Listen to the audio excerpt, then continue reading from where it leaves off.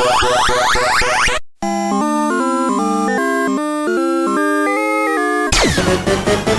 go!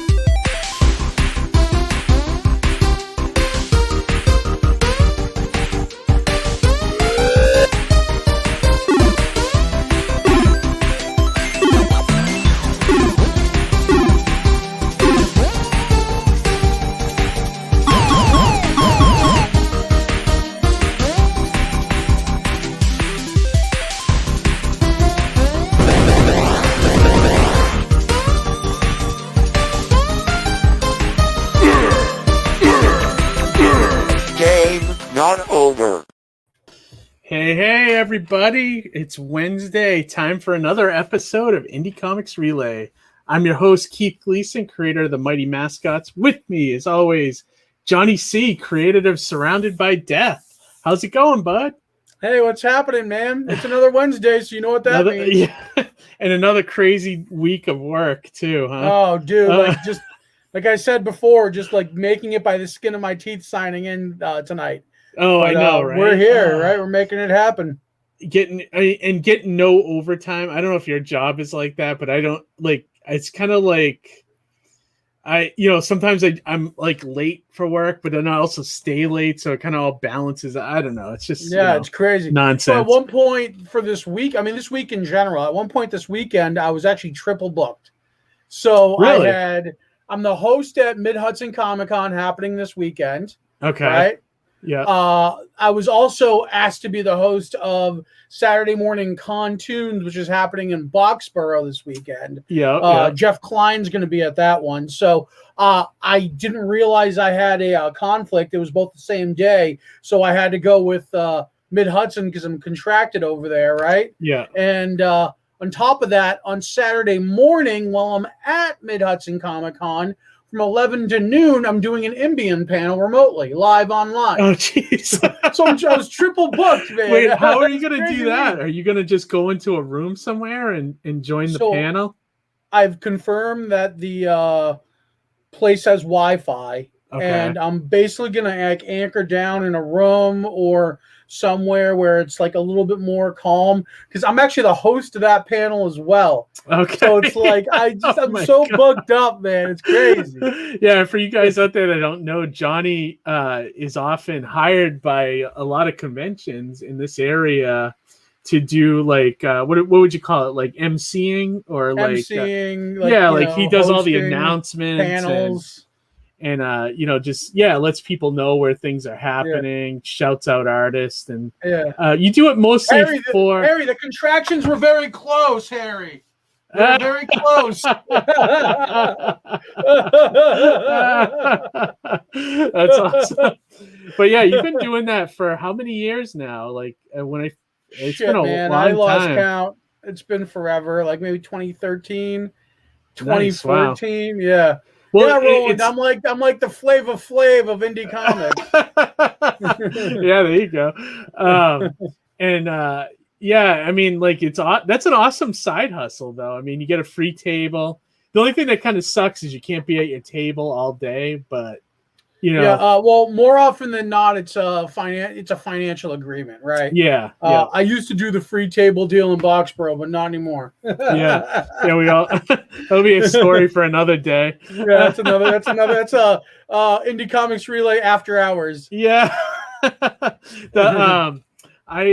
was aware of the Saturday Morning Contunes, which is happening in Boxborough.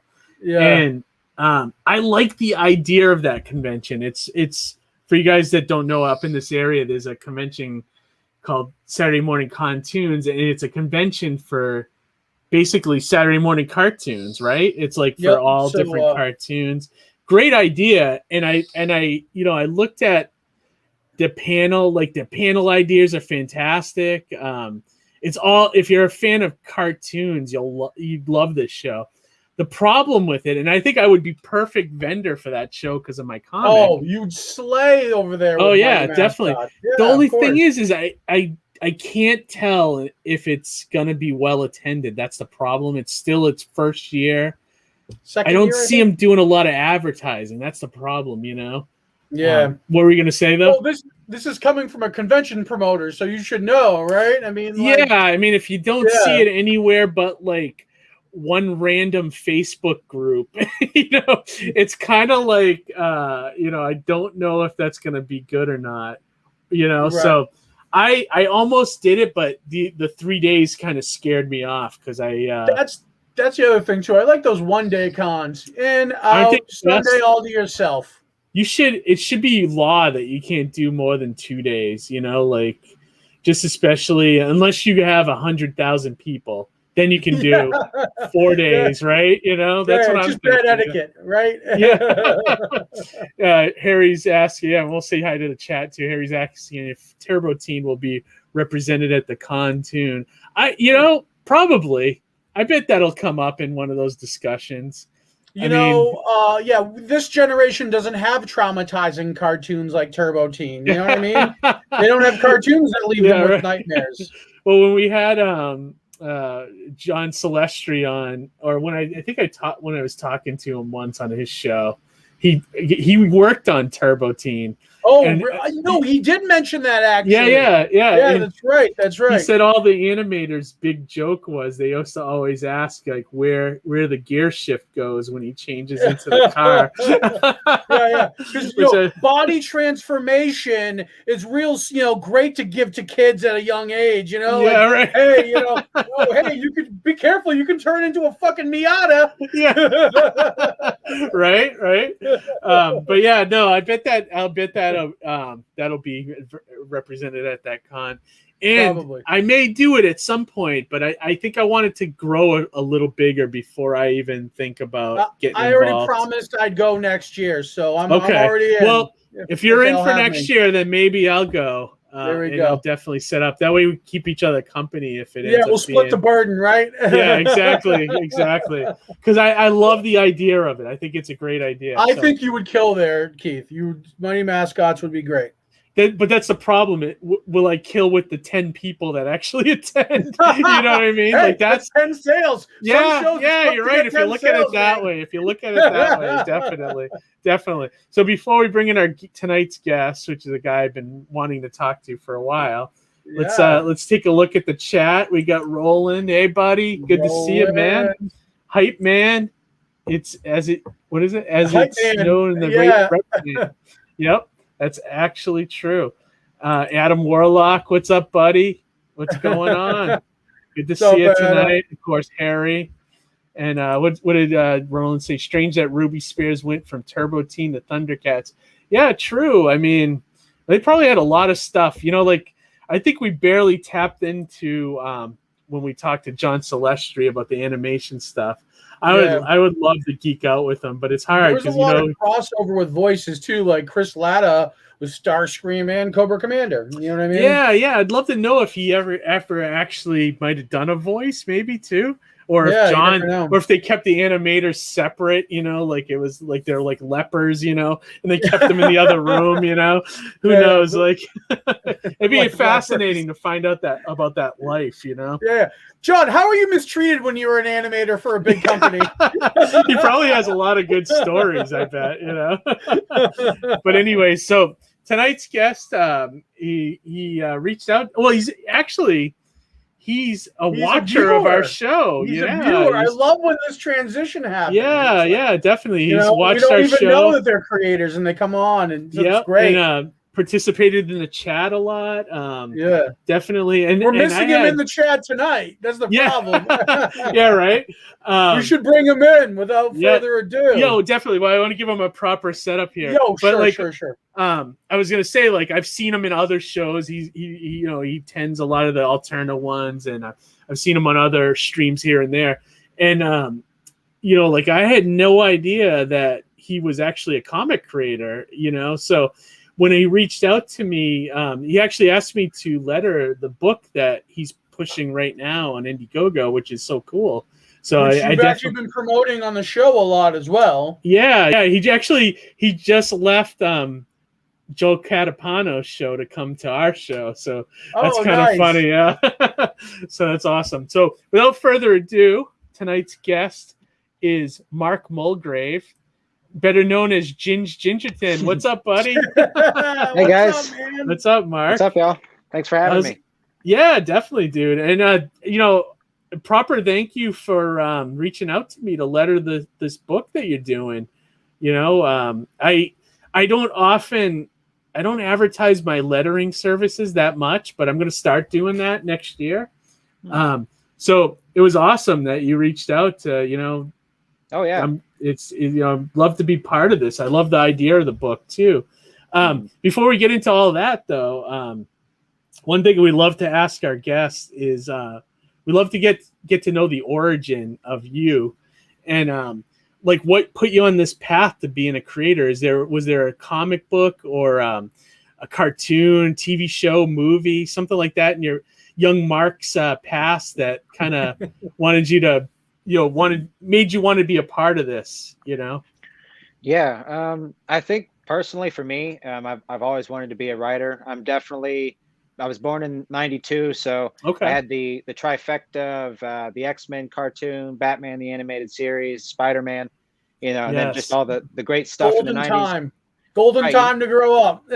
Yeah, no, absolutely. And you mentioned Jeff Klein, actually. That's interesting. I was reading about him yesterday. He was on Jackie Chan Adventures, if I'm not mistaken. He was one of the writers of the show.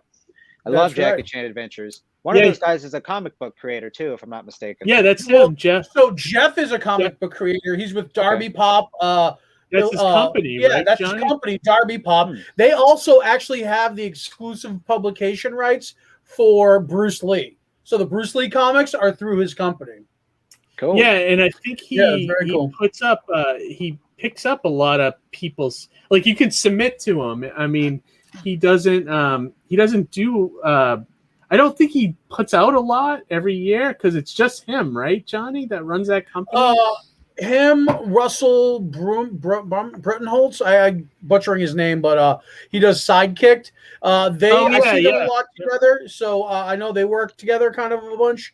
I don't know if Russell is actually part owner of the company or not, but I know that they work together frequently, and Jeff actually carries his book. I tried pitching Surrounded by Death to Jeff, and he was lukewarm on it. Yeah, same dude. I pitched Mighty Mascots to him years ago before Alterna, and actually it's funny. Once Alterna put out the first 3 issues, and when Alterna left Diamond and everything, he was like, "Oh, are you still with Alterna?" And I'm like, "Oh yeah. They're gonna be just selling direct now." And he's like, "Oh, because I was interested in Mascots," and I'm like, "Get out of here." So like, it's like I think he wanted to see if it would go anywhere first, if it had legs, and I think then he saw that it was selling well, and then he was like, "Oh, I'll publish it," but I was like, "Oh, dude, sorry, bro." Staying with Alterna, or else. But it's good to know that that's a backup if possible, if anything happens, But yeah, he's kind of living the dream. What's that? Yeah, and he's produced a ton of kids cartoons too. Yeah, Joe, Transformers, like he's and I'm watching playing in the Hasbro sandbox. Yep, and I'm watching. He was the producer on Extreme Ghostbusters, which I'm actually watching currently now, and it's actually not bad. It's not bad. It's not as good as real Ghostbusters, but it's not bad either. It was very diverse back in the day. They did it first. Yeah, honestly, I got to give him props for that. I mean, he was diverse before it was a thing, when it was uncool, I guess, But anyways, Mark, right sorry to go on. We don't mean to tangent on you. We love to go on tangents here, and then we eventually rope it in, though, So you were saying that you came up in this. I wouldn't know if that was a golden time of cartoons. I would probably say the 80s is, but 90s were like the last hurrah, I think, before. Probably the tail end of that golden age. I mean, like you said, like X-Men, Batman. There was still a lot of the Tick. There was a lot of really great animated series. Wasn't that around that time? Justice League. Like there really was a lot of great stuff in the early 90s. Even Real Ghostbusters was still kind of near that, late 90s, I believe. I don't think I'm sorry, early 90s, late 80s. I don't think it stayed within the 80s strictly, but yeah, that's aside from the point. Yeah. So Mark, was there a specific show that was like, oh, I gotta, I want to be, did it inspire you more to be a writer, or was it like you were always like, I want to write? And then... I think I was always just wanted to be a writer. Even kind of before I realized, even working, like me and my cousin, we were really close growing up. He was the artist, I was the writer. So, just early on, we would come up with stuff, not really knowing we wanted to put it in a comic book or anything. But so early on, I've always been into writing.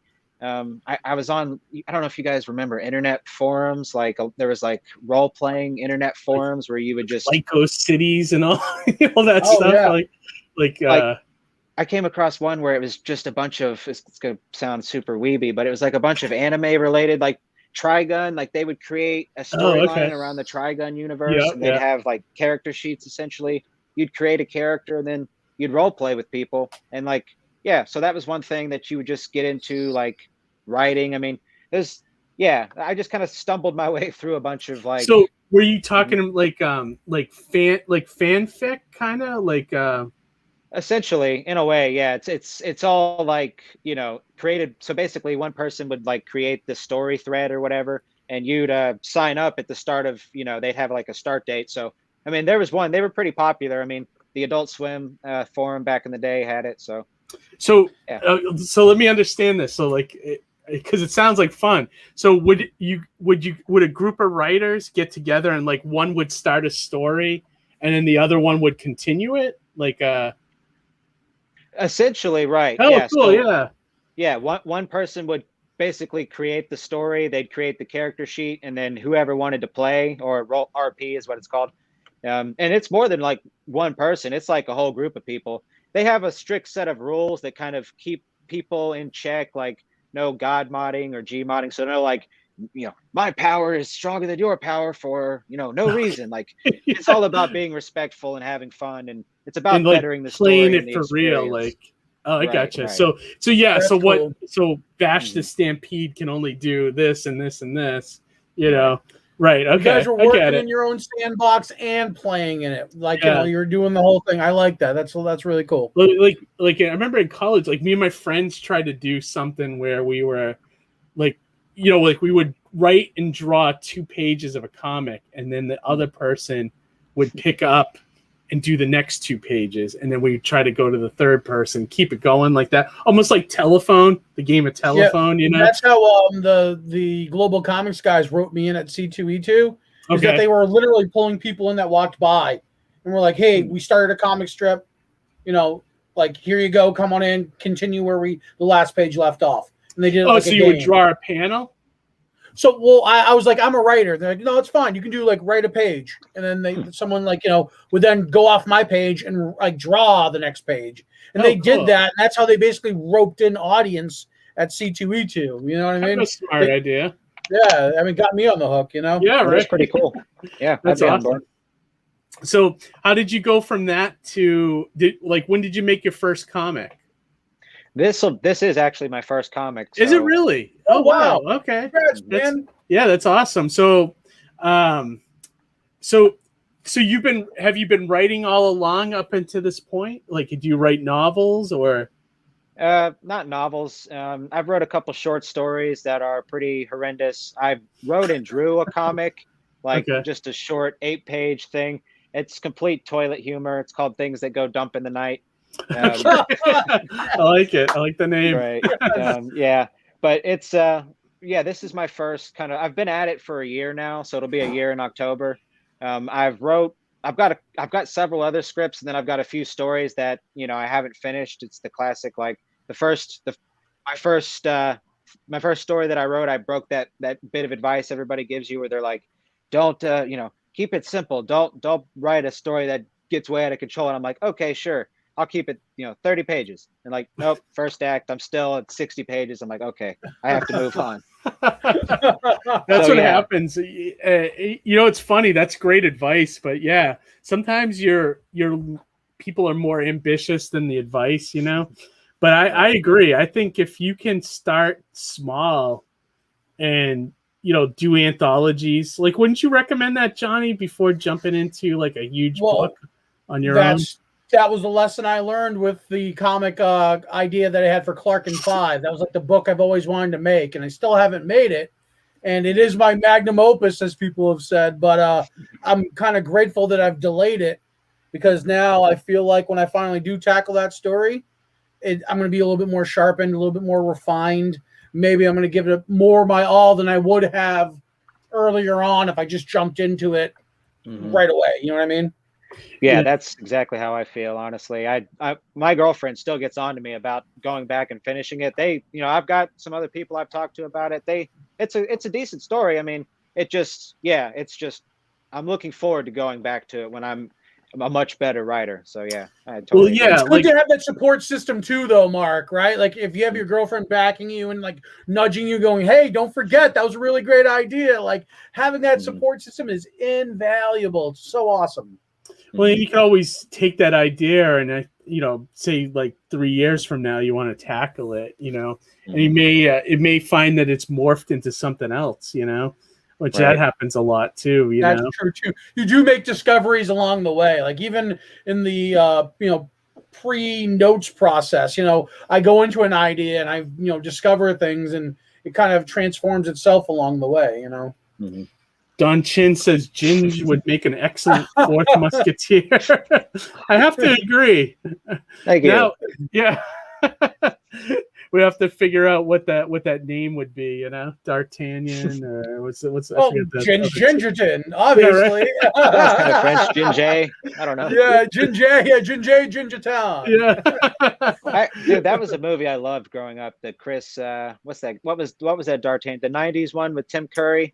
Yeah, the one that was kind of like the one that was kind of like a Disney, kind of like a fun. It was a fun take on the Musketeers, wasn't it? Yeah, I remember liking that myself. That one's my preferred one, as well as there was one called just The Musketeer, and they infused a little bit of like martial arts into it, and I was like, yeah, that's what I'm talking about. Cool. Who's the star of that one? I don't remember. I couldn't tell you. It was like really like kind of like lower, but it came out in theaters. It was like a little bit lower budget, but it was really just remember it. Yeah, it's like if you look at the trailer, it's just like it's so awesome. It's just like they took like parkour and like martial arts and whatever was hot at the time, and just wrapped it in Musketeer, like get the hat, get the sword. Oh, it's cool. It's real cool. Awesome. Yeah. So. Getting off of our tangent again here.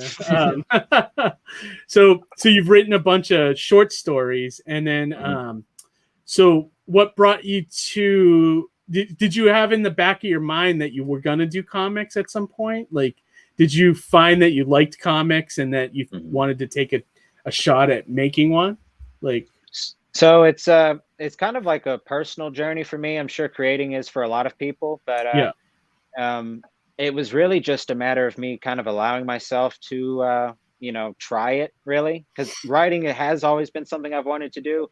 Creating has always been something I've wanted to do. So, actually, with kind of falling into the CG hole and just, watching people being able to do it. Yeah, last year was like, okay, I sat in front of a computer. And I was like, okay, I'm going to do this. So yeah, you just got to do it, really. I mean, it's honestly, you get to that point where it's like shit or get off the pot. Because like, honestly, like Johnny can tell you, and I can tell you, just being at conventions, I don't know if you've done one, Mark, but like, at least every convention I go to, I get at least maybe 3 or 4 people that like, I have this great idea, and I've always wanted to make comics and doing this. And in my head, I just want to be like, then just go do it, like, right. And it's like, it's the 2 types of people. It's like the doers and the sayers, It's kind of like the first hurdle is being prepared to fail, like fail. Yeah. And then the other hurdle is fail financially. and then the third hurdle is just like, finally breaking through that and succeeding. You know what I mean? Yeah. Well, I mean, comics are, it's hard. It's a hard road. I mean, it is. It's you got to love it. And you're going to lose money for a number of years. I mean, I hate to say it. That's the reality. That's where the whole, it's going to be in your heart. You know what I mean? That thing, you got to love it, beyond like with me, like I don't have a lot of hobbies on the side as far as like drinking or anything like that. So all my spending cash goes into my comics, So I take all that money that I would spend going to the bar on a weekend, and I use it to put towards my comics, put towards making business cards, whatever you would need for a convention. And then I did that for years, and now it's finally, I'm almost at the point where it's almost self-sufficient. Like I'm making some money to make the comics and then, pay off, like the tables and things like that. And, it's getting to a good point for me, but it's taken a long time to get here, You learn the intricacies over time, though, too. Like, oh, this is a good show. This is not a good show. I'm going to do well networking at this show, but I'm not going to make a lot of money. Like, you kind of just learn that over time. And, you can always poll like the, people like, oh, is this a good show, that a good show? You don't know until you do it yourself, really. Yeah, right. And some of the chats is drinking a hobby. I think for some people, Amy, that's my wife, Amy. A pastime, really. Yeah. That's how you gotta look at it. Hey, some people are very serious about their cocktails. Yeah. Damn, I'd pay to see that. I like that. Don Chin said Keith has a cereal addiction, though. That is true. I've actively been looking for the Monster Mash cereal on the weekends, and I'm going to find it at some point. Have you heard about that, Johnny? Yeah, they brought back the Monster cereals, but they mixed them all together. I can't freaking wait to the two best cereal boxes I have is one is the Loki Charms from the Loki campaign. I actually was able to score a box of that, and this other box right here, I can't take it off the shelf without everything coming down, but the Mighty Mascots box. Oh, thanks, buddy. Yeah, I appreciate that. And Roland said Sweetcast's goal is to have the books be self-sufficient. Yeah, definitely. That's the key, like it's getting to that point where you can pay off your expenses and then maybe have a little bit of money, I don't know. It's going to take a long time in order to make a career out of this, but it's like, it's one of those things. You do it for the love. And then Brian here says, when I go to a show, I go to have fun, even though I'm doing a table. Yeah, you got to. It's like, it's part of it's like, it's the networking too. It's like, I love seeing Johnny. I love seing all our friends there. It's like a party for us, I love drinking after the show. Yeah, hanging out, having dinner, Yeah, going to do our hobby after the show, drinking. Yeah, drinking. And then I'm back. Yeah, right. So sorry to get into a lecture, but that's sort of what the whole indie comic creator life is, I believe. A little bit, yeah. Yeah. I look at Alterna. I look at Alterna a lot, like in terms of the way Pete's done it long term. For me, it is a kind of a 5-year, 10-year, 15-year thing. In the long end, that's what I want to be, is self-sufficient. I'm hoping by year 10 I'll be able to do that.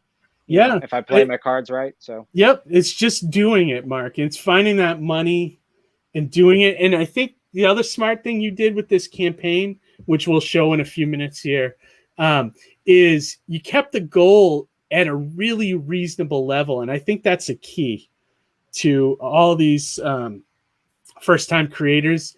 Like even Johnny had like a $4,000 goal, but in the long run, I thought that was going to be hard for you to hit, Johnny. But I was so happy within a week that you hit that, So it was like, I knew it was going to be an easy road for you after that. No, I thought the whole month was going to be tough sell for you. Me too, man. I was having panic attacks.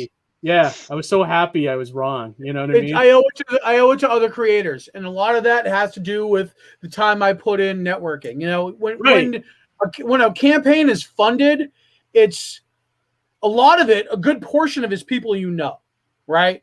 And that's the other half of it too. Is you go out there, you network, you meet with people, you back other campaigns, you show support, and it comes back to you tenfold. And surprisingly to me, you know, that kind of happened. It's actually not, it shouldn't be surprising, but I'm of the credo that you do good, forget, live well. So, you know, just do good and forget about it. And then it comes back to you. Yep. And then I would say once you have the comic in your hand, Mark, start looking for like 1-day conventions in the Florida area. That's a good feeling to have that book in your hand, bro. Yeah, dude. It's such a good feeling. You're like, finally, it's done. It's in my hand. And to put it into somebody else's hand, that's fucking magic. I love doing that. You're right. Freaking right, Johnny. And so if you go to there's some good comments here. Yeah, let's open it up. Yeah, I looked at that one. Harry said, I own 4 original boxes of Flutie Flakes unopened. Are those even worth anything? I don't know. I mean, now didn't he go with Doug Flutie? I'm horrible. He was with the Pats for his last it was horrible. I'm horrible in sports. I was just gonna say, is he on the Red Sox? Yeah. That's my ignorance, you know. Roland says he still haven't unopened my box of Mighty Mascots cereal yet. I mean, there's some goodies in there, man. There's goodies in there, yeah. Open that up. You should open that up. Boob Dan Art, thanks for joining us, buddy. Mighty Mascots, one of the greatest comics in indie comics today, friend. That's a fact, Jack. Thanks, buddy. Thank you, man. I appreciate that. Appreciate that a lot. Yeah, Johnny knew people needed coffee. That's true. Johnny, I mean, you kill it at shows, right? I mean, with the coffee and. Well, so like when I put together that campaign, I also wanted to make sure that a lot of the things were practical. Apron, mug, you know what I mean? Coffee, things that people use. So, and I was just kind of hoping to help integrate. And I think that did help boost the campaign overall. But really we're so tangenting so hard. Really what I'd like to know, Mark, is the project that we're debuting or we're showing tonight, like where did that idea come from? Can you just bring us through that a little bit? Sure. Yeah. The idea is basically a mixture of kind of all the things that I would say are my kind of my loves, superheroes, fantasy, and then a horror. Those are kind of my 3 biggest things. I'll say the pitch real quick. The pitch is it's a deranged dungeon master has captured 4 of Earth's bravest heroes, and he wants to play a game. So yeah, it's I don't know what's going on with my. Is you guys seeing that too? Yeah, it looks like you got a little bit of flash going on. Yeah, we're gonna give the viewers like an epileptic seizure here. Hold on, let me see what's going on. Yeah. Mark, you broke the internet with your campaign. The campaign's hot. It's so hot. Let me see if I can try that again. While you're fixing on that, Mark, just bring us through it verbally a little bit. So, what you're telling me, it sounds like it's got a little bit of like a Saw kind of flavor to it, and maybe like so when you say like, oh, they brought the superheroes into a game, like I also think of X-Men and Arcade. He was always one of my favorite villains. You know what I mean?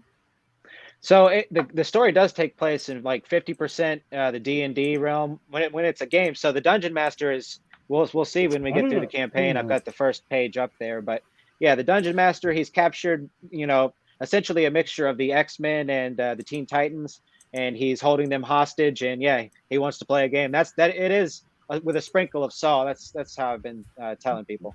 Nice. So I got a wild idea here. Mark, you're on a computer, right? Yes. So you might be able to share the screen and bring us through the page. Yeah, that might be the best. Big here, and that way you can talk us through it if you don't mind. Because really, I'd love to be able to share the page with people so they can see it. Yeah. And did you share the audio, Mark? I believe I did. Okay. You have to click that little box to share it. Do you guys hear that? Let me see. I've been watching. I can hear it. Okay. Can you? Okay. Biding my time to make sure you were worthy. And now it begins. Fox. Zoo-girl. Tricolors. Madam Magic. You fools think you can stop me? You never had a chance!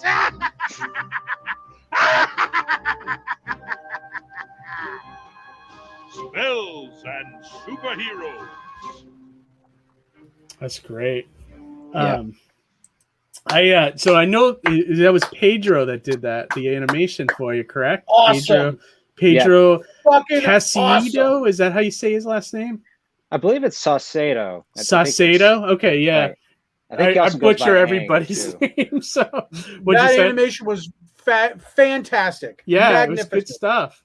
Mm-hmm. It was really good stuff. I think it was an impressive video for your first time out too. You know, you get right to the point.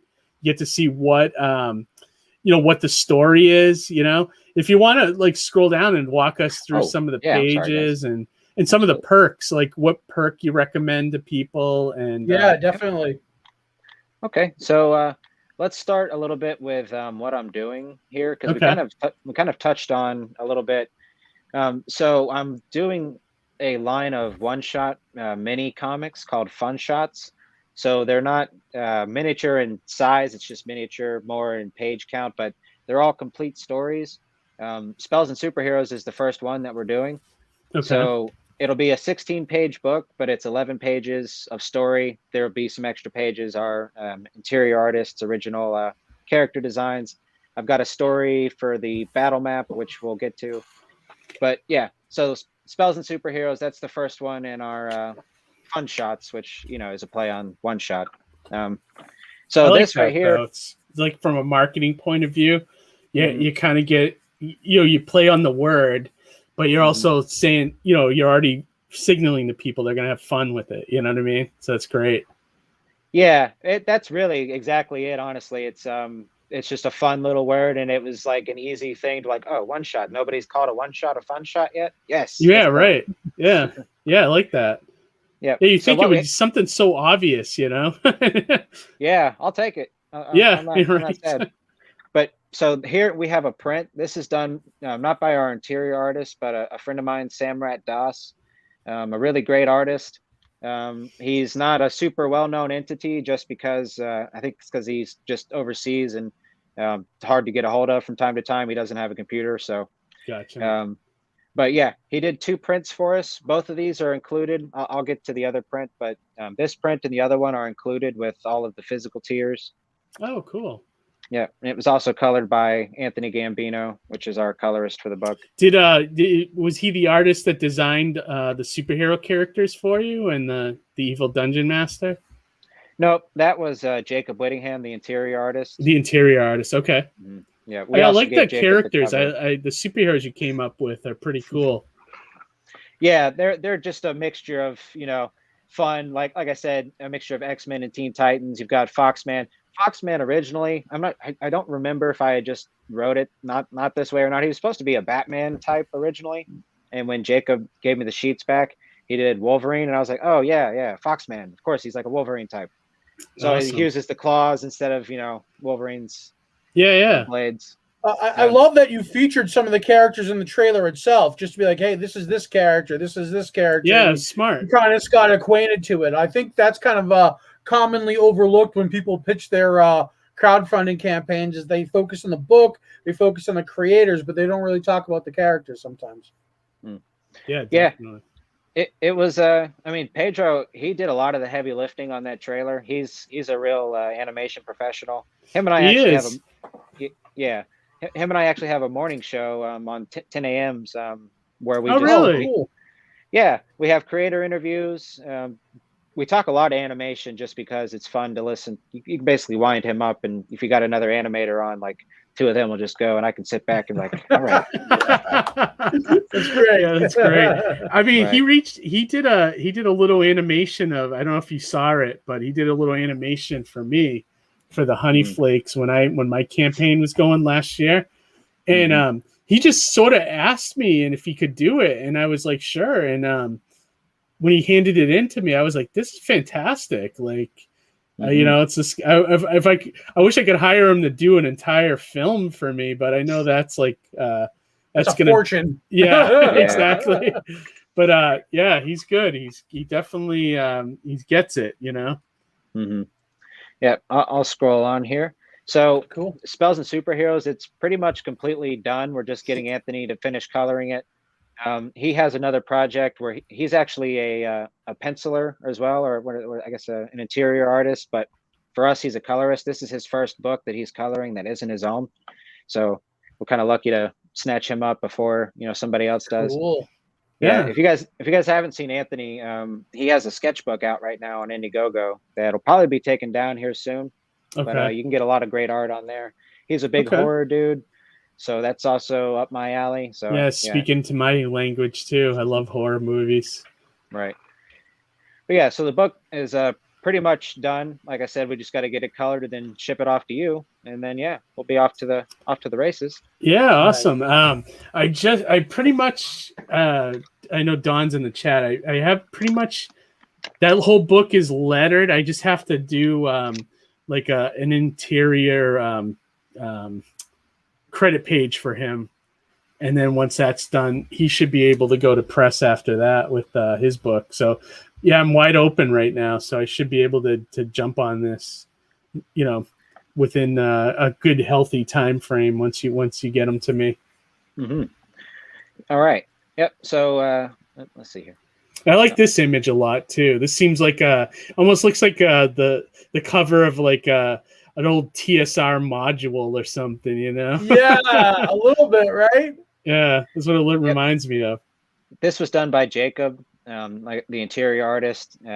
Yeah, we gave him the cover originally. That first print was going to be the cover, but that was just because I honestly didn't think it through. I was like, wait a minute, I should give the interior artist the cover. It was honestly because I saw somebody in a chat, like if you're, for any creators out there, paying attention to the chat, it's pretty important. And I just caught somebody saying, man, I really hate when somebody puts, not the interior artist on the cover. And it's, not that you're trying to bait and switch anybody. It just can happen like that. And when I saw that, I was like, oh yeah. Yeah. And I think that's a common mistake that, there's no maliciousness there. Cause that's happened to me before too, where I think you get in your mindset, well, like the guy's doing the interiors, I can get somebody else to do the cover and get that done. And, you start thinking of it that way rather than, but then, a lot of the artists, they want to be represented on the cover as well. So it's like, it's one of those lessons you learn, and you won't know it until you actually make a comic, I think, Right. Yeah. And that's exactly how I saw it too. Because as soon as I thought about it from that, I was like, oh yeah, Jacob, I was like, he might even be mad if he didn't get the cover. I was like, dang. Well, that's when you know what? That's a good problem, because then you can turn it into a variant cover, That's true. We almost did that actually. Variants are hot right now too. Yeah. You can always have a stretch goal, if maybe you unlock it at some point or something, It's a possibility. I'm looking at maybe increasing kind of the book quality, just because it's a smaller book in terms of page count. So I was like, I've got some stretch goals lined up we can go over, but it's something I'm looking at the printer. I'm using Mixum, but I'm open to other suggestions. I've heard even today I've kind of heard, like, I guess it's all up in the air, but anyways. Yeah. So this is page 1, and this kind of gives a taste of the setup. We've got 2 rats here fighting over a piece of cheese, in what is basically that room from Saw 1, like that, like they're all like chained to the room. We've got our team here. Here's the dungeon master as he stares over everybody, locked down to the table. We got our board game here all set up. That's page 1.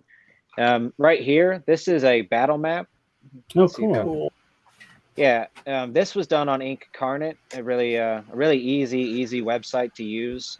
You just, to license it, you got to pay $5, but yeah, this was done on Incarnate. It's a battle map. It's supposed to represent a scene from the book. But what it is I'm printing it on a brochure.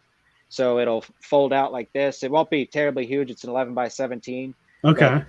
You can set it down in it. You know, the little squares are big enough for you to, you know, sort of place a miniature. You know, it's for fun. The back of the map is, you know, kind of got that weathered, you know, old dungeon map look. Yeah, that's great. Cool. Is there plans to actually make this into a game at some point, maybe? Not originally. A lot of people I keep getting kind of questions like, you know, things like that, you know, things like, do you want to do a longer version of the book since it is 11 pages? Like originally, I had no intention of doing a longer version of the story. It was just because we wrote it with the intention of the fun shot idea. So I didn't want to write the story in a way that had, you know, room for sort of extra pages. I felt like that might defeat the whole purpose of what I'm doing. But people seem to kind of come. I mean, I've gotten it like maybe 6 or 7 times that people would like to see a full size version of the book. So yeah, Jacob and I, not next. Him and I are working on another story right now, but probably in like 2023, maybe mid 2022, something like that. But I was about to say, I'd love to see just a collection when this is done of all the fun shots. Yeah, I was just going to say that too. With a game, I mean, that would be dope. Yeah, there you go, Mark. You know, you could think along those lines. You know, a collection of the fun shots. Right.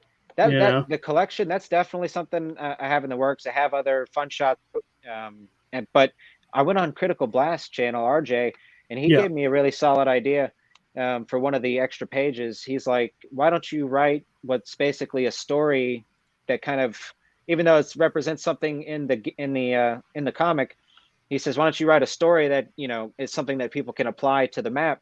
So that'll be definitely something to look out for in the book. Cool. Yeah, that RJ, he's got a lot of good ideas. He's giving me some ideas too. Right, he's good.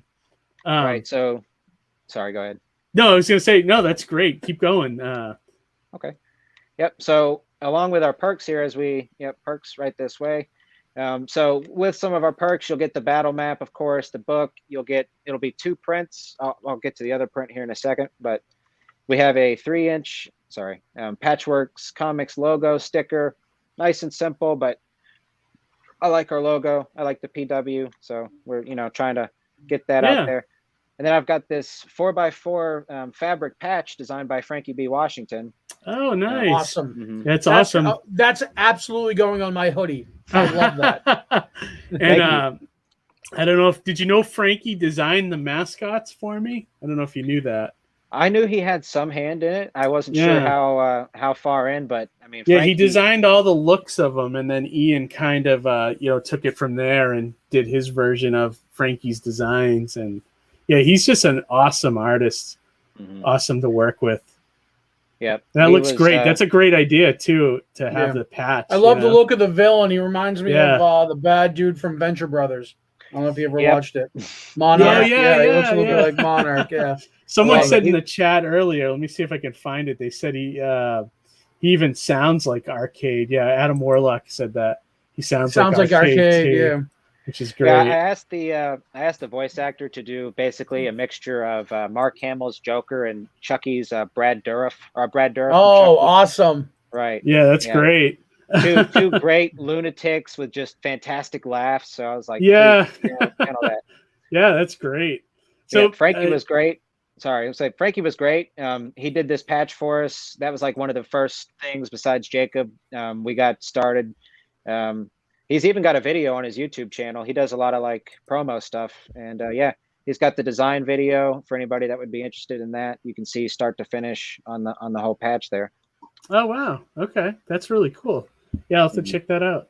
I don't know if I scrolled down that far. I didn't even know he did something for you, which is awesome.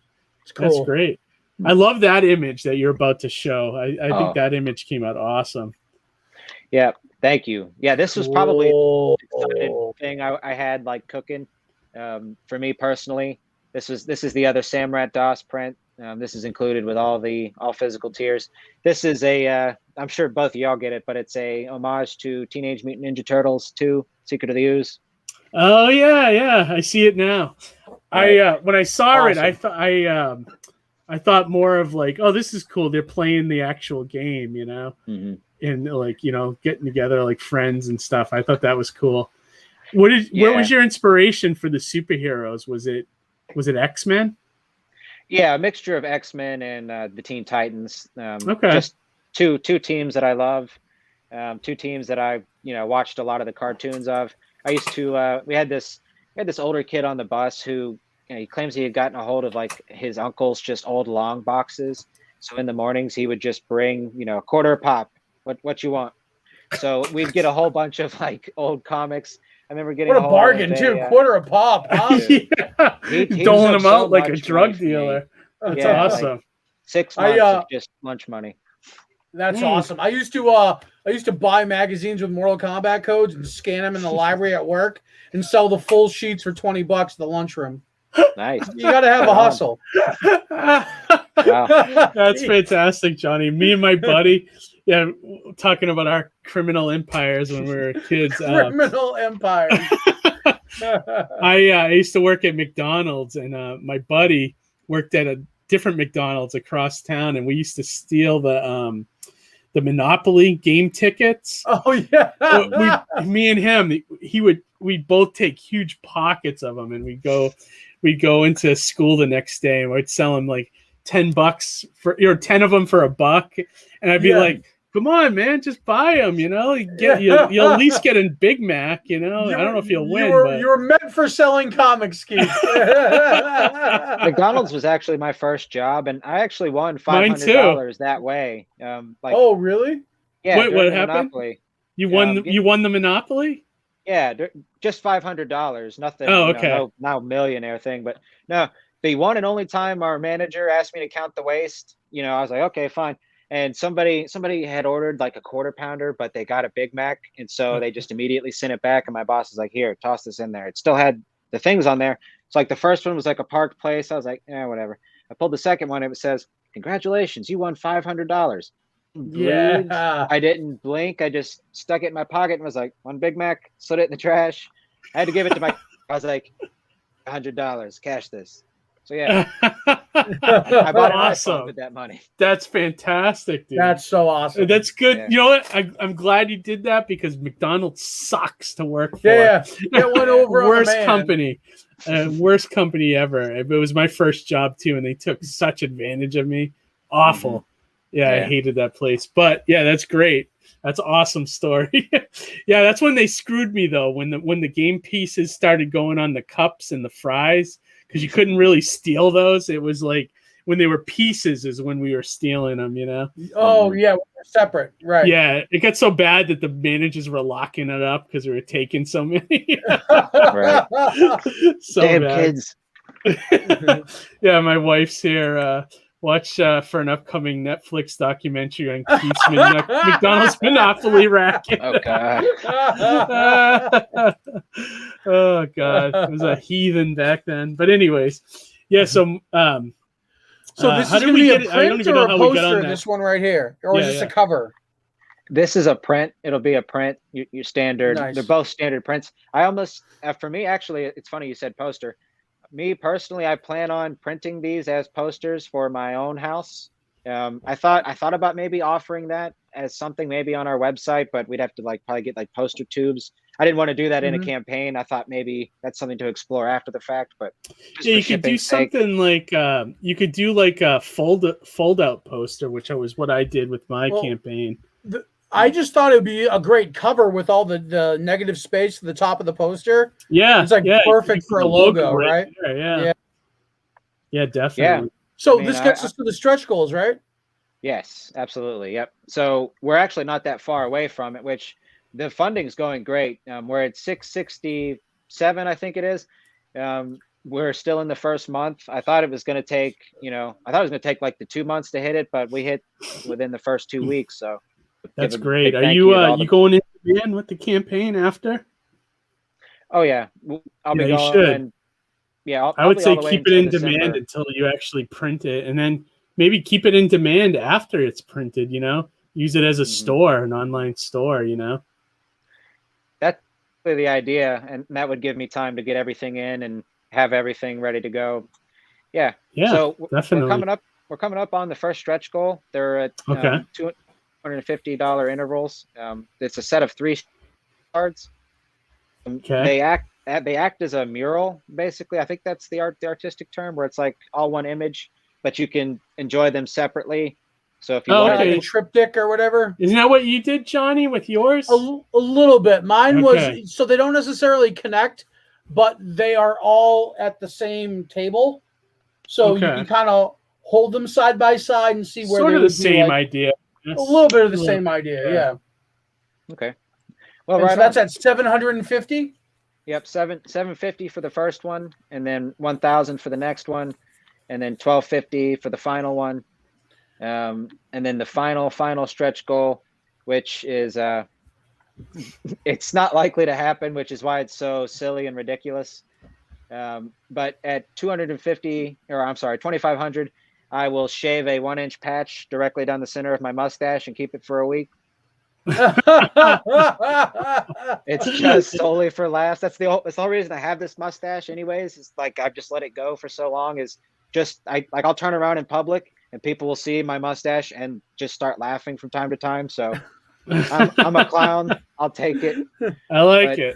That's awesome. It's just for fun, just for laughs. Just silly, yeah. But it's fun, like when people see that, they'll laugh, but that's part of why it's fun too, Where did the idea come from when you were you like do you play Dungeons and Dragons? Do you get into that? Or so I used to.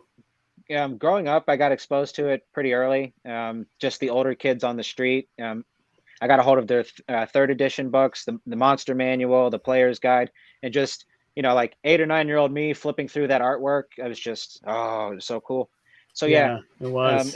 In school we had like an after school D&D club. Actually, like I went to a pretty cool school. We had a rock band. I played drums in high school. So our basically band teacher was also the comic book club teacher. We had another teacher that ran the D&D club. It was a computer school, so it was just like a bunch of nerds. But yeah, it was cool. That's awesome. I think everyone played at least once or twice in their life. How about you, Johnny? Were you a D&D kid?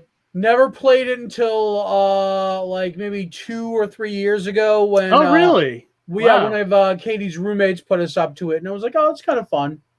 Yeah, you can see the appeal. I don't think I've ever finished a game. I've always started like a bunch of them, but I never finished one because they're so damn long. So that's the real big dilemma with it, is that they were getting real frustrated because I'd be doing conventions and traveling, but I couldn't stay consistently playing. You know what I mean? It was tough. You have to have a lot of time on your hands.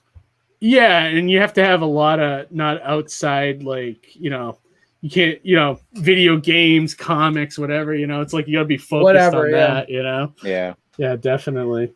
Yeah, but that's one of the things I had to sacrifice, really, just to kind of be a professional. Was like I play video games probably once a week, but before writing and like applying myself to something else, it's like, okay, I guess I'm playing video games. But after that, I was like, look, you got to choose between one and the other. I actually don't have to, but for me, I feel like I have to. So, well, I'm with you there though, because like video games are such a time killer for me. Like I'll sit down in front of a game and I'll lose 8 hours not even knowing it. You know what I mean? Like, that's the problem with video games. You can literally sit there for a weekend and lose the entire weekend playing, and like, and then when you look back at it, it's like, what have you accomplished? Nothing. I mean, right? You know what I mean? Like, well, you maybe leveled up or you got a couple achievements, but what does that equal to the real world? You know what I mean? Like, it's just right. That's the problem. And it's like, I love games too, but it's like, I don't have the time. Not anymore. It's like, No offense to any of those gamers out there. We're not trying to I know. No. Depressed class out there.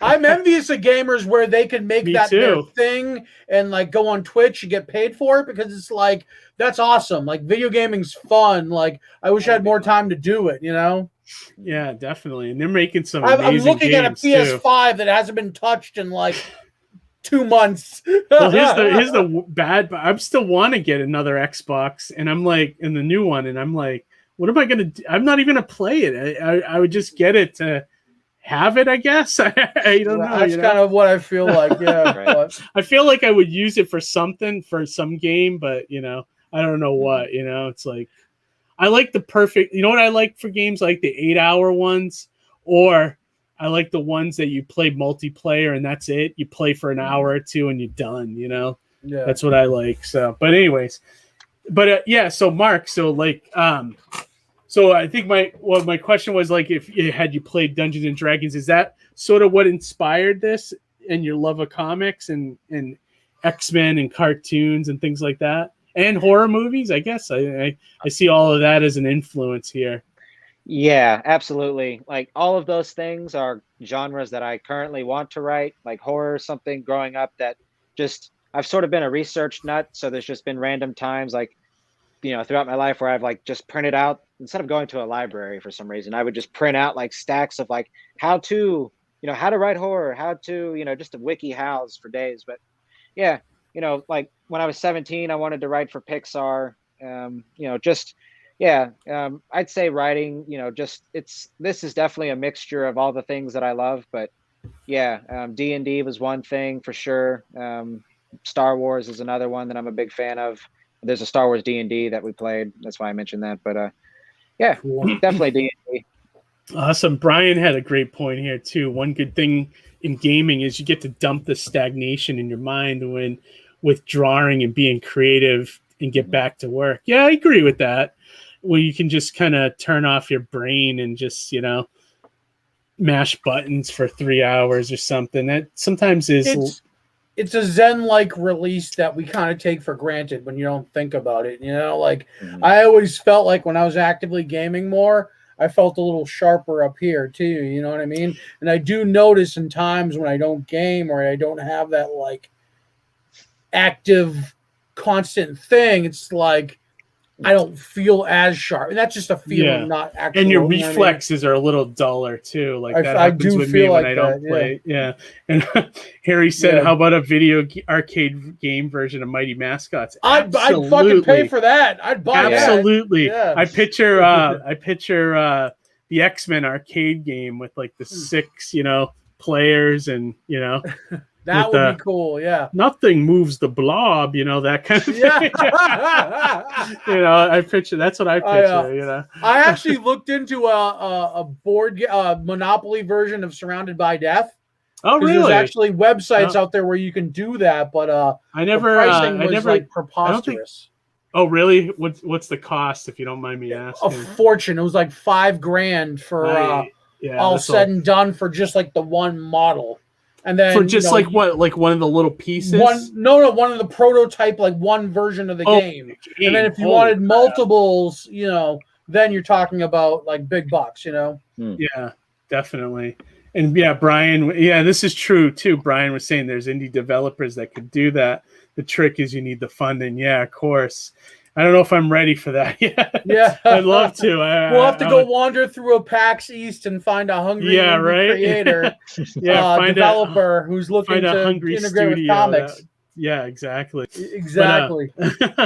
So Mark, so back to this, I was going to say, so like you were saying that this is like a one shot, it's like 16 pages.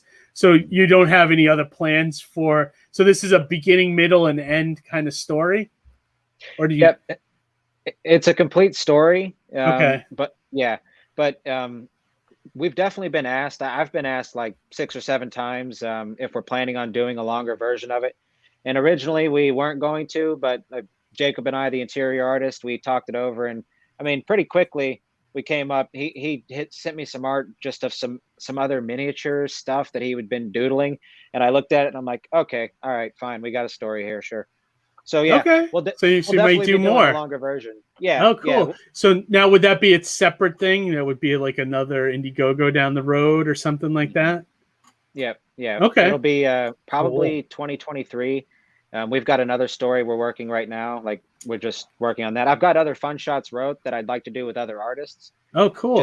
There's basically you just gotta find that funding. Yeah, that's the important part is like paying for the art and everything. Because a lot of artists, don't work for free anymore, and they want to be paid, and so it's like it's a reality when you make a comic. It's almost like you got a budget. Like if you're building a house, or something. I mean, budget out to build it. Artists should get paid anyway, though, but there's very few that are working under the collaboration deal.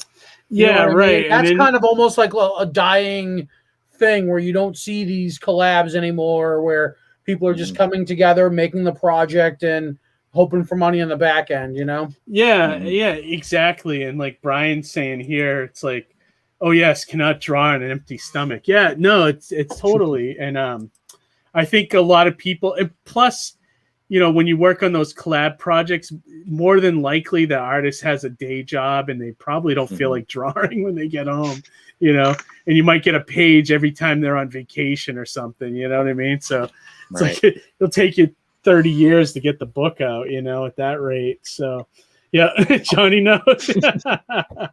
And Kirk, thanks for joining us. Kirk, I do play video games, but board games are so much better as a mindless release. Yeah, I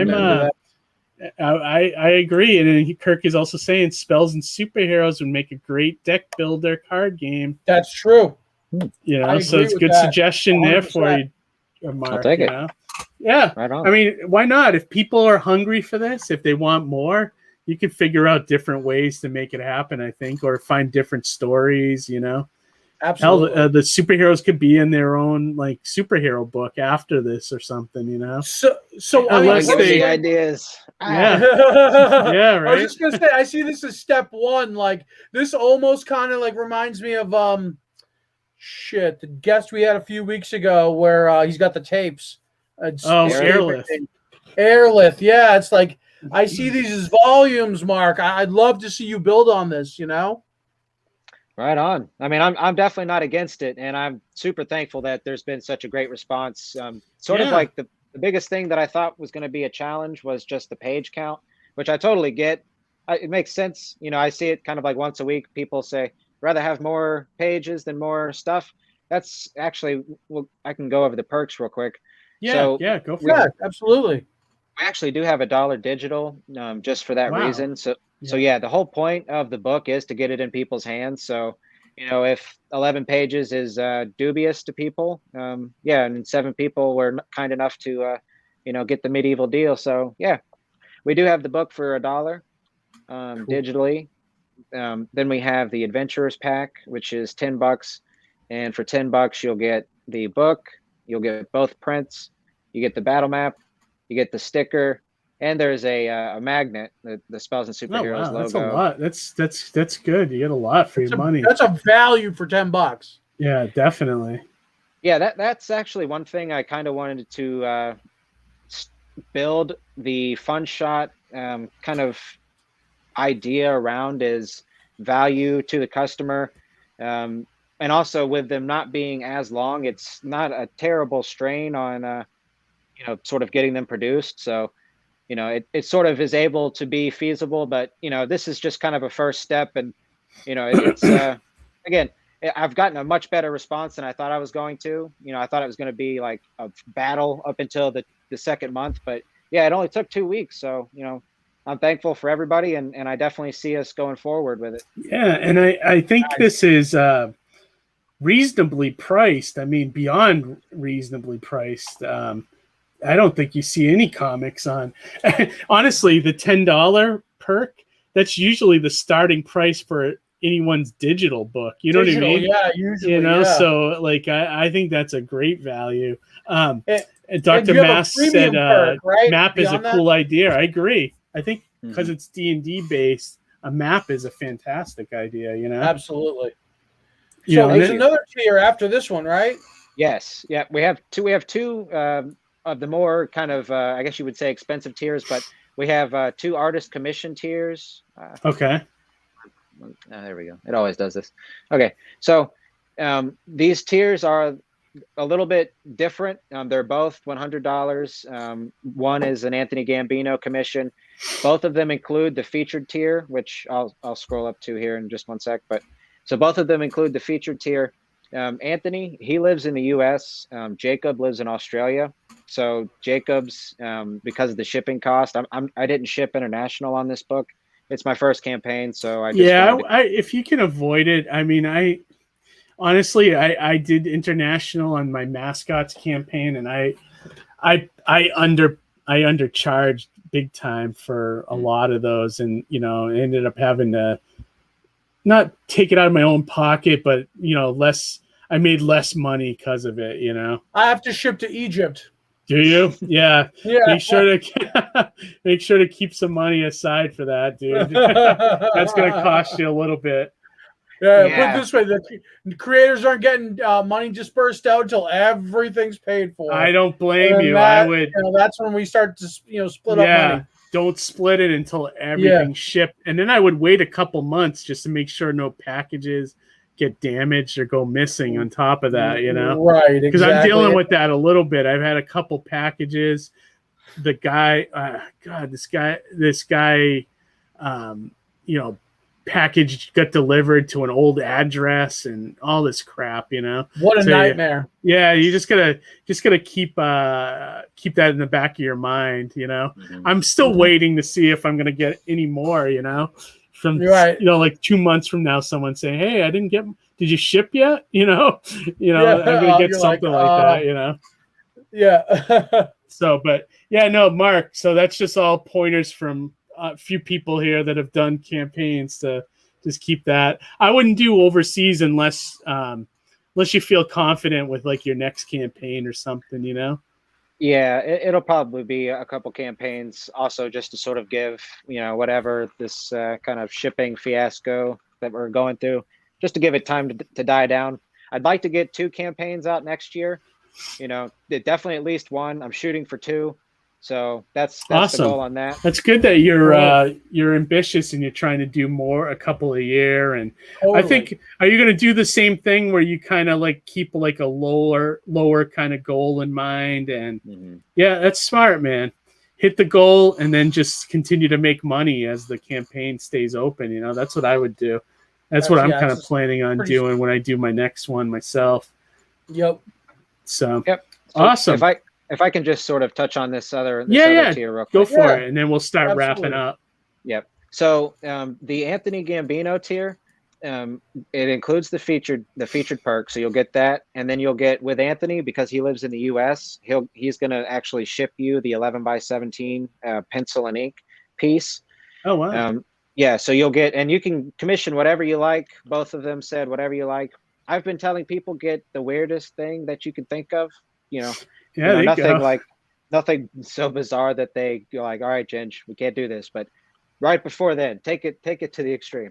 But no. So because Jacob lives in Australia, his won't include the physical unless you really, really want to buy it. And that would be between you and him. But to compensate for that, he said he will do it fully penciled, inked, and colored. So whereas... Oh, wow. Right. So with Anthony's, you'll get just the pencil and ink, a full page, along with the featured tier. But because Jacob says, so we're not shipping it, you'll get it, fully colored. So yeah. So almost like what is it, like those NFT, like an NFT or something? A little bit, yeah. That's the second Still time. though, you could take that image and go print it yourself. Like there's a lot of print places that'll take the image and you can just transfer it to an 11x17 and print it yourself. It only costs like a couple bucks. So you could have it physical if you wanted to, as long as it gives you a nice high res image, Interesting. Kirk had a great comment here. Spells and Superheroes sounds amazing. As an RPG gamer and comic book reader, this is very exciting. So yeah. That's good to hear, Mark. Thank so you, yeah, sir. got a lot of people excited. I actually gonna be back in this myself soon. I have you on my list of my I keep a running list of campaigns I want to back. So you're on there. Me too. I get it. Yeah, it's just you can't the way they cost now. You can only get like 1 or 2 every pay period. There's It's a reason tough. why I'm a super backer on Kickstarter. Right? The guests come on and they're like, "Hey, check this out." And I'm like, "Gotta have it." Like I backed this while we were talking, just because it was so cool. Oh, did you? Oh, awesome. Yeah, everything everything you guys were showing me was awesome. No worries, man. Like this is Brian awesome, has I'm excited to get this. Brian has a great point. In case people don't know, keep the image file at a DPI of 300 or higher. That's absolutely true. Most people want that. Kirk said he's backing, so you got another backer tonight, Mark. Don Chin backed it. Look at that. Good value, and Ginger's a great creator. Yeah. Don, I have to agree with you, bud. What's that? What'd you say, Johnny? Don Chin to the rescue. Yes. So many books, great books to back. Yeah, Dr. Mask, we appreciate it, you know. I agree 1,000%. We get so many awesome creators. Such a great creative time, I think, for the indie crowd, you know. And Ryan Wynn, way to go, Ginge. Hey, yeah, thank you, Ryan. Got a full house of people tonight. That's awesome. Yeah, so this looks great, Mark. Congrats on your first campaign. You're killing it, you know. Thank you, guys. Thank you, Keith. And thank you for the work. From the bottom of my heart, I thank you as a letterer. I'm looking forward to working on this book. So. And I'll get to see it before everybody else, even the backers. So that's the best part about it. You got that inside track. I'm just kidding. And then please keep the digital file at 300 DP is key. That way I can print the cover and put it on my wall. Absolutely. All right. Absolutely. Yeah. I think most of your artists will probably know that, Ginge, but just in case, you know, that's a good first comic kind of tip, you know. All right, so before we start wrapping things up, what you recommend, is it the feature perk that you recommend that people check out? Is that they get everything on that one? You'll get all the stretches and everything. Mm-hmm. You'll get the whole campaign, and the featured perk, it's the same as the $10 perk, except you'll get the Frankie B patch. So if you want the patch, you want everything for $15, and then $5 shipping, $20, you can get the full campaign. Wow, cool. That's fantastic. That is reasonably priced. I mean, that is a lot of stuff for your money. The map, you get the patch. I mean, that's great. I mean, almost a patch alone would be like $5, you know. So if you start breaking things down, so that's a great value. Awesome. Anything else you want to tell the audience why we have them here, Mark? Before.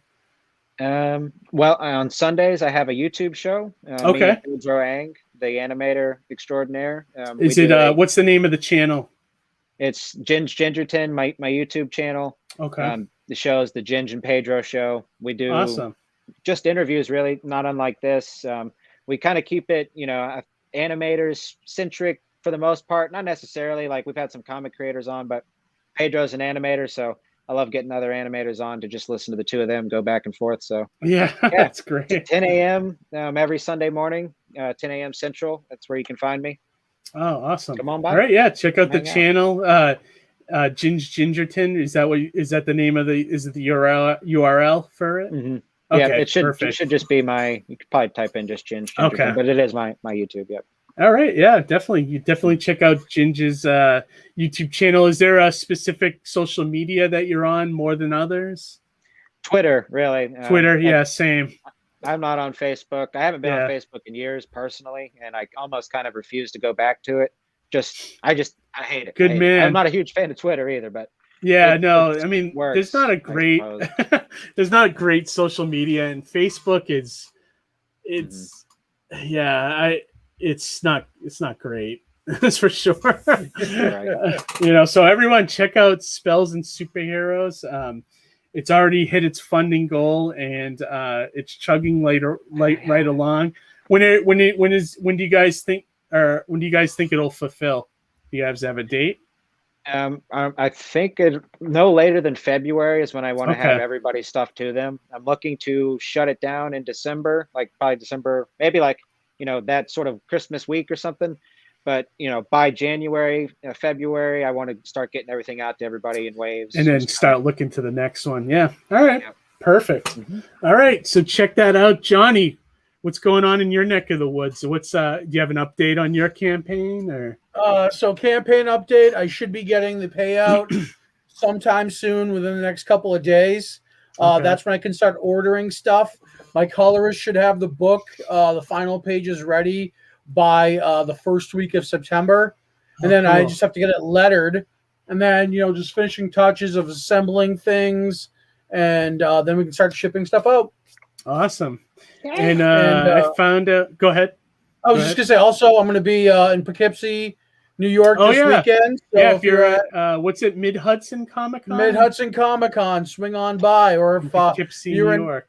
If you're in Boxborough, check out Saturday Morning Contunes in Boxborough, Mass. And I just want to thank everybody for watching and for Ginge for coming on. Thanks for taking the time, brother. Yeah, Thanks for having me, guys. And found out some cool things tonight from Alterna. So I don't know if you guys like Alterna used to have like a subscription program for all its books that were coming out every month. So Pete did away with that, and now he's going to be doing sort of the subscription thing, but it's going to be through Indiegogo now. So I think he's launching a campaign in I forget the date. I think it's either early or mid-September, and it's going to be for the next 10 books that are coming out for Alterna. And Mighty Mascots #4 is going to be in that set. So this is cool. If you missed my campaign, now's your chance to get #4. And then all the other books that are in there, I think there's a couple of it came on a Wednesday. I don't know. When Pete puts it up, I'll put more of the advertisement on it. I think there's going to be, I don't know, there's a couple #1. So it's going to be like basically pre-ordering your books, but you're going to get it within a month or so. I think Pete says he's going to have them all ready to go. And once the campaign's over, he goes right into fulfilling it. So it's going to be like a quick, and that's how he's going to do books from now on, is do it through like Indiegogo instead of like doing like on the website or something. So it should be good. And people are going to get extras. They're going to be like a collectible trading card every month. So it'll be like an incentive to come back and stuff. So yeah, it's going to be really cool, really exciting. So we got that to look forward to. And then that's pretty much on my end. I just finished, like I mentioned earlier, Don Chin, Beard Zerker's just about done. All the lettering's done for it. I think they're going through and editing and checking, that kind of stuff. And I have to actually put together the credits page for them probably this weekend and send it out. So that book is almost going to fulfill. So it's coming. So excellent. Right. I'm waiting for it. Yeah, right. So, a lot of things going on. All right, guys. Well, thanks for joining us again for another episode of Indie Comics Relay.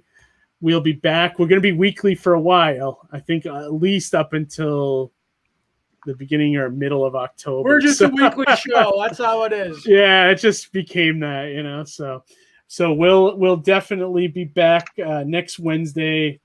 And I never look out to see who our next guest is, so you'll have to just tune in and join us. Just come back and hang out with us. That's exactly. all. Exactly.